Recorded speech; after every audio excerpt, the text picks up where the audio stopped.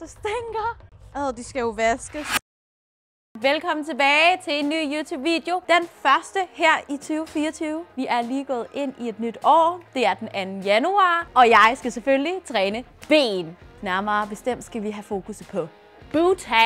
Det er også hernede, at jeg har personlig træning. Og apropos personlig træning og forløb, så hvis du sidder og ser den her i januar i 2024, så kan du altså få gratis oprettelse og en personlig træning med mig. Der er mere info hernede i bio. Så ikke mindst første træning, første dag på prep, anden dag i det nye år, og jeg synes simpelthen bare, vi skal komme i gang.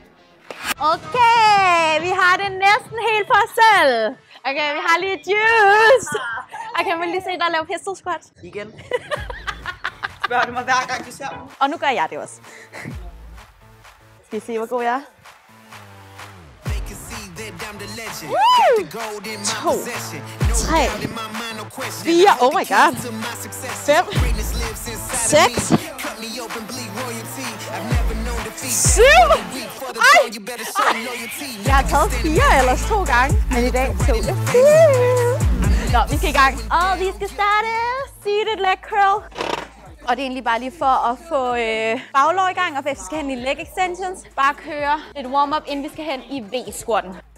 Så nu starter jeg uret, så er vi fandme i gang 2024. Der er så en, der har taget full stack her. Jeg tror lige, vi tager lidt op.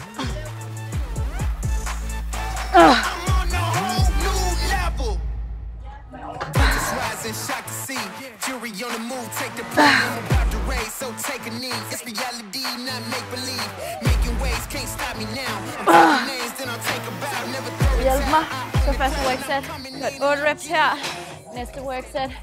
10-12. Min baglår, de svulmer, mand. Så meningen med, at jeg også tog de færreste reps her i første workset. Det er også vægten skal være derefter, så nu når jeg skal have 10-12, så er det også vigtigt, at jeg ikke bare har taget en vægt på de 8, som jeg også vil tage på 10-12 reps. For det forudsætter, at jeg har taget for lidt vægt på de 8, ikke? Det var andet workset. På tredje workset, der skal jeg have 15 reps. Jeg tager også lidt lettere vægt der. Nu her fik jeg 12 reps, og min baglår brænder.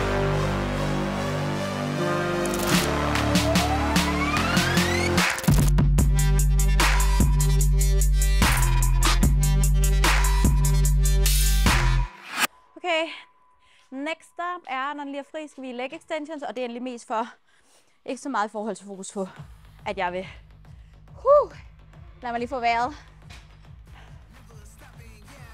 Leg extension, og det er egentlig mest også lige for at få gang i min knæled, inden vi skal hen og V-squatte. Men jeg tænker, in between der, så går jeg lige hen og tager lidt leg. Og vi tager standing calf raises, og det er ikke meningen, at jeg vil træne leggen. Jeg laver bevægelsen i forhold til mine ankler. Så igen, jeg vil egentlig bare kunne gøre det her også uden vægt. Jeg kommer helt ned. Stopper jeg lige på midten, for at kunne komme helt op på tå. Jeg ved ikke, hvad jeg har lavet med mine ankler og min akillescene, men nu har jeg fået sådan nogle her, kan I se, sådan nogle indlæg. Og det er fordi, at jeg har faktisk også snakket om det før her på tuben, at jeg er sådan tenderende til at være platfod, og jeg synes bare, det er blevet egentlig mere voldsomt med årene. Så for lige sådan at i hvert fald ikke forværre det, og måske også optimere det, har jeg købt de der svangindlæg. Det har faktisk hjulpet helt vildt meget, men jeg overvejer også til sådan en scanning af foden, hvor man så kan, sådan en 3D-scanning, hvor man så kan få produceret nogle såler, som passer lige præcis til ens fod. Men so far virker det her. Nå, lad os gå i leg extension. Så, selvom at leg extension jo er en isolerende øvelse til forlårene, så laver jeg den lige nu med formål til lige at få min knæ i gang. Altså, I skal huske på, jeg er snart 30, ikke? Kroppen er ikke, hvad den har været. Så nu starter jeg lige med at køre single legs. Og så tager jeg lige en lightweight med begge. A good shopper get life to the sheep, fleece nice, but nah, he ain't nice underneath. Got a price on a leash, I don't trust when he speak. Be on a real spite for the meat. Wop lead with the best, got a peep with the eagle and down. Det er også bare sygt i leg extension, fordi den er så isolerende, at uanset hvor lidt vægt du har på, så er det bare sådan, det kommer til at brænde. I forlårene.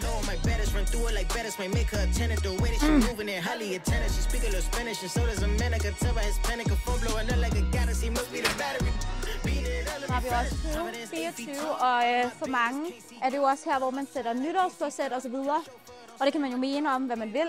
Jeg synes bare generelt, det er en god idé at lave nogle mål, uanset om det er et årsskifte, om det er midt på året, om der er 2 dage tilbage af året. Men det der med at gøre sådan nogle refleksioner, nogle overvejelser omkring, hvad vil jeg gerne have ud af mit år, hvordan kommer jeg derhen, så det ikke bare bliver ved tanker, men det faktisk bliver noget, du kan realisere. Sidste år, der satte jeg for eksempel et mål om, at vi skulle slutte året af med 1000 subscribers. Det nåede vi ikke! Så hvis du sidder derude og ser den her video, ikke har subscribet, please, gør det lige. Indtil da smadrer jeg min ben.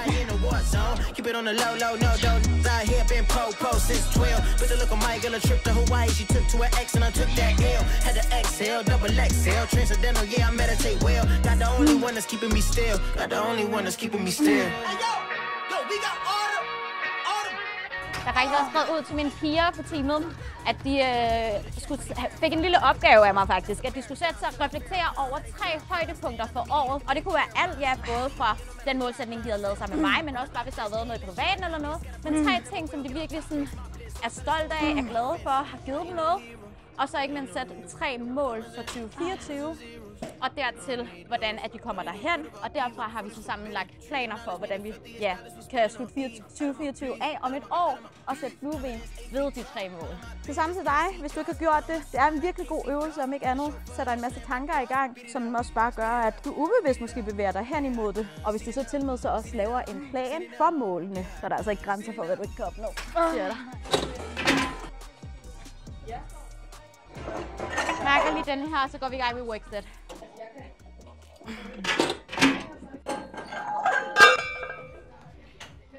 Min hoftebøjer er bare freaking stram, så jeg bliver nødt til lige hurtigt at lave lidt dynamisk stræk, inden at jeg skal lave squat. Særligt min højre side faktisk.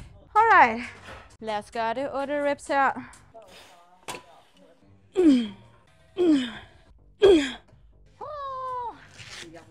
Tak, mand. Skal vi lige tælle?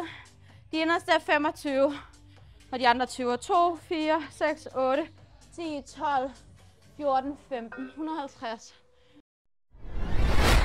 Så hvis det er, at du som sagt starter forløb, får du en personlig træning, og jeg vil elske, hvis du tør at tage en bendag med mig. Nu er det sagt, så hænger den i luften til dig. Fik 8 før, jeg skal også have 6-8 her. Vi har været 190. Jeg har taget det før. I found it in your eyes, burning like starlight, making me realize what we did is only here and now. Don't look back, too late to turn around.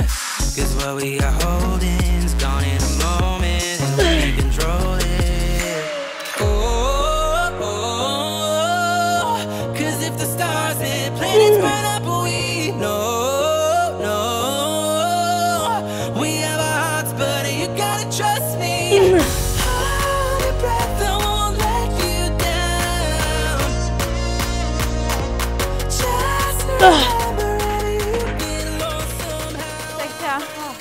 Følte på den sidste særligt, at min lænd begyndte at tage over, derfor jeg stoppede også der. God idé at filme sig selv, som man også kan se.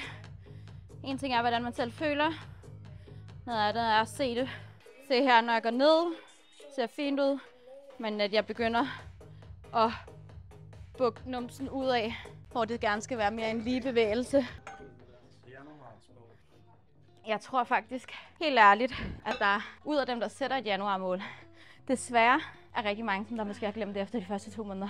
Og det tror jeg handler rigtig meget om, at man ikke får lavet en plan, men man siger måske noget højt for skrevet det ned, men ikke kender ikke vejen dertil. Hvordan kommer jeg derhen, hvor jeg gerne vil? Det kræver, at en ting først og fremmest selvfølgelig får identificeret, hvad er dit mål, og få skrevet det ned, som du måske nok har gjort. Men det er også super vigtigt at finde ud af, hvordan kommer jeg så derhen? Og det handler enormt meget om at finde ud af, okay, hvilke step på vejen vil føre mig længere hen imod målet. Lav nogle delmål, finde ud af, hvordan når jeg det her delmål? Så det ikke bare bliver at famle i blinde og tænke, nå, hvis jeg har sagt det højt, så ender jeg forhåbentlig derhen. Så gør dig selv den tjeneste, når du nu har skrevet målet ned, som først og fremmest er første step. Find ud af, hvad kræver det for, at du når derhen, og så tag et skridt ad gangen.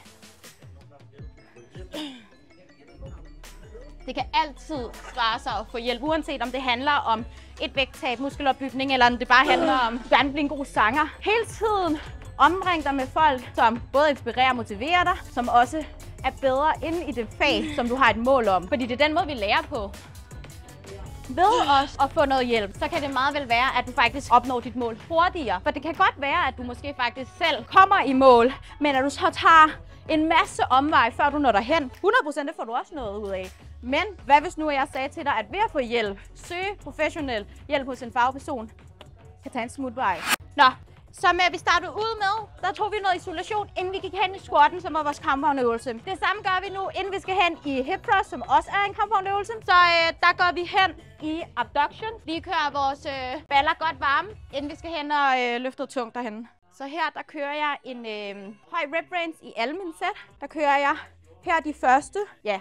Generelt jeg på alle sættene kører 12-20, men jeg laver også nogle drop her på sættene, som vil sige at droppe vægten, at vi starter ud med en given vægt, og så kører vi, lad os sige, de her 15 reps, og så dropper jeg vægten ned, så den bliver lavere, men uden nogen pause. Virkelig god intensitetsteknik, som jeg er meget stor tilhænger af. Både til mig selv og til mine piger. Jeg beder ikke mine piger om at gøre noget, som jeg ikke selv kunne finde på at gøre. Jeg kører 15 reps nu, så dropper jeg vægten og kører 10-12. Og dropper igen.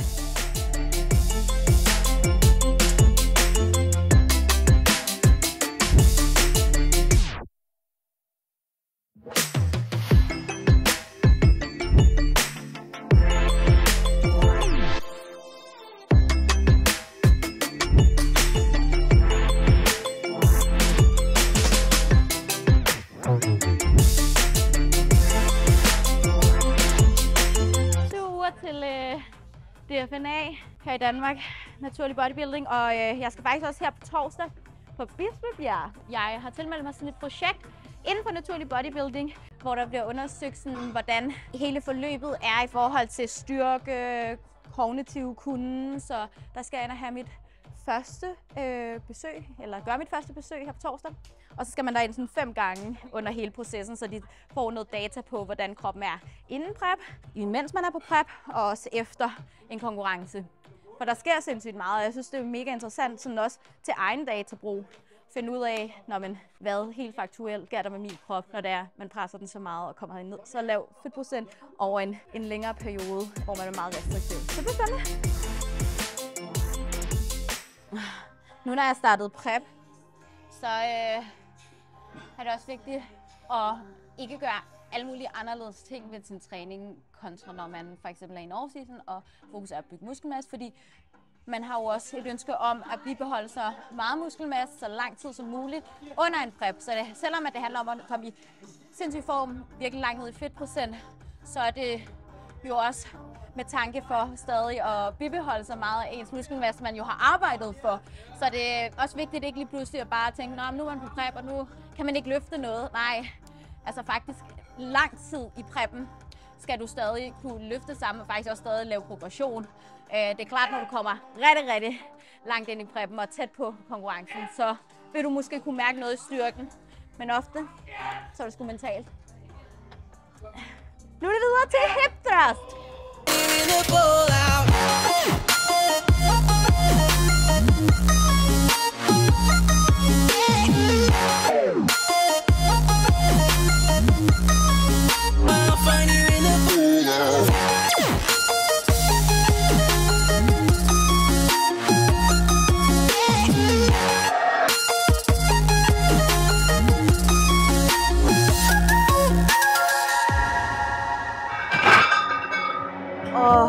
Catching the ashes, beauty and madness, all that we have been. Whatever happens, hold me in your head, don't be distracted. I can see your hand reaching out, I won't let you crash to the ground. Safe in the promise, it won't be long until we are home again. Jeg har prøvet at finde før, men jeg føler sådan på nummer 9 reps, som jeg stod bare lige fokus til at tage den. We have our hearts, but you gotta trust me. Hold your breath, I won't let you down. Just remember that you belong somehow. I'll find you in the fallout.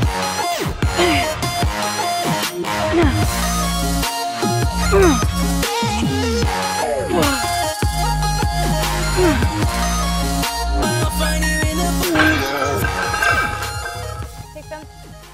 herfra, så er der ude af, venner. 2024 is on. Nu skal vi ind og reverse lunche. Vi skal snart lunche. Vi skal ind i Smidse-tid, lave reverse lunch. Vores unilaterale arbejde skal vi ikke glemme. Vi er videre til Smith. Ej, vi skal lave reverse lunches i Smidse-tid. Og jeg har lige taget et par opvarmning og mærkesæt. Så kører jeg et ben ad gangen, så det er, at det er modsatte ben ikke kommer op og har pause. Men kører et ben færdig ad gangen først. Skal køre 10 reps på hver ben. Og det her, det er så hårdt. Altså cardio-wise også nærmest sådan konditionsmæssigt. Det der med, at man har 2 ben, ikke? Ikke altid en fordel. Okay, vi skal til dagens sidste øvelse. Det er lige lidt kærlighed til baglårene. Jeg skulle faktisk have været inde og lave single leg curl, men den bliver lige brugt. Så nu tager vi bare noget dumbbell RDL. Der var røget noget af den der vaniljeproteinshake ud i min taske, og så har jeg taget det op i en anden taske, men der er stadig noget på her. Det stinker. De skal jo vaskes. Det kan jeg ikke. Det siger jeg. Jeg tager den uden. This whole thing is eerie. Eerie. Do you even hear me? Or can you hear me? I get way too lonely. When I'm talking to you, I'm only on my own, that's the truth. Simpelthen, så nemt kunne det gøres. Det her var årets første træning. Og selvfølgelig var det leg day. Fucking nice at være i gang. 2024 bliver et mega godt år, og jeg håber, du er klar til alt det har at byde på. Hvis det er, at jeg skal ikke sige det, jeg vil bare sige tusind tak, fordi I så med. Husk lige at like og subscribe til kanalen, og så glæder jeg mig til at dele en masse flere videoer hele året. Bye!